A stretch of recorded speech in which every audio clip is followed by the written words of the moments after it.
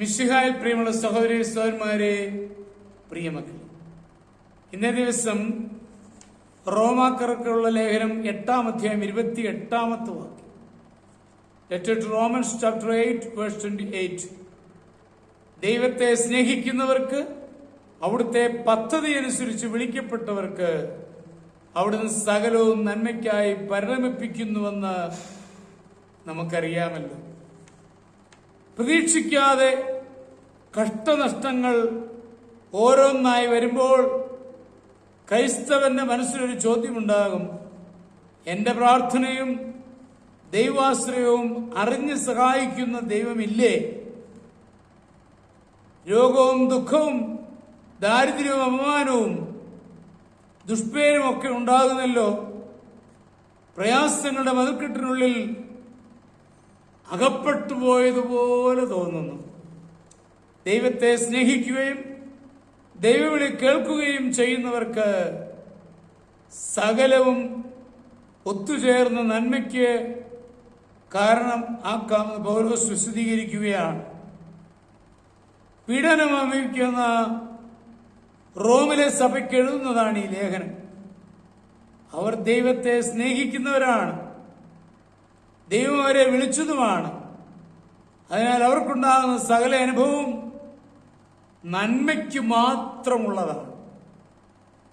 ഓരോന്നും വേറെ വേറെ എടുത്താൽ ഓരോന്നിന്റെയും ഫലം നന്മയായിരിക്കുകയില്ല. അവയുടെ ഒരുമിച്ചുള്ള ഫലം നന്മയായിരിക്കും. ക്രൈസ്തവന്റെ ജീവിതത്തിൽ ഇത് അന്വർത്ഥമാണ്.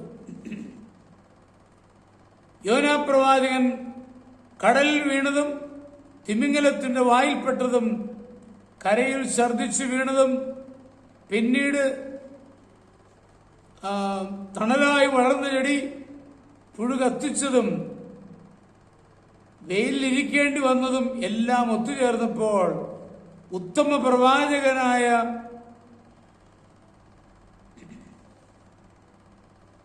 ആ വ്യക്തിയുടെ വിഷമത്തിന് അത് കാരണമാക്കി. ജോസഫിനുണ്ടായ അനുഭവങ്ങൾ അവന്റെ നന്മയ്ക്ക് മുഖാന്തരമായി. കൊത്തുപണിക്കാർ ഇരുമ്പുളി കൊണ്ട് മാർബിൾ കല്ല് പൊട്ടിച്ച് കഷ്ണങ്ങൾ തെറിപ്പിക്കുന്നു. അവസാനം സുന്ദരമായ നല്ല കലാശില്പം അതിൽ നിന്ന് രൂപപ്പെടുത്തുന്നു. പലതരം ചായങ്ങൾ കൂട്ടിച്ചേർത്ത് പുതിയ നിറങ്ങൾ രൂപപ്പെടുത്തുന്ന പോലെ വൈവിധ്യ സ്വഭാവമുള്ള അനുഭവങ്ങൾ ദൈവം നമുക്ക് കരുതുന്നത് നമ്മെ പുതുക്കപ്പെട്ട വ്യക്തികളാക്കുവാനാണ്. ഈ യഥാർത്ഥ പ്രമാണം മനസ്സിലാക്കുന്നവർക്ക് തീർച്ചയായും സകലവും ഒന്നുചേർന്ന് നന്മ അനുഭവിക്കാം. ക്രിസ്ത്യാനിയുടെ അനുഭവങ്ങളുടെ കണക്ക് കൂട്ടി നോക്കുമ്പോൾ ലാഭം ആയിരിക്കും ഫലം. നമ്മുടെ കർത്താവ് ഈശോ മിശിഹായുടെ കൃപയും പിതാവായ ദൈവത്തിന്റെ സ്നേഹവും പരിശുദ്ധാത്മാവിന്റെ സഹവാസവും പരിശുദ്ധ അമ്മയുടെ മധ്യസ്ഥതയും നിങ്ങളെല്ലാവരോടും കൂടി ഉണ്ടായിരിക്കട്ടെ, എപ്പോഴും എപ്പോഴും എന്നേക്കും. ആമേൻ.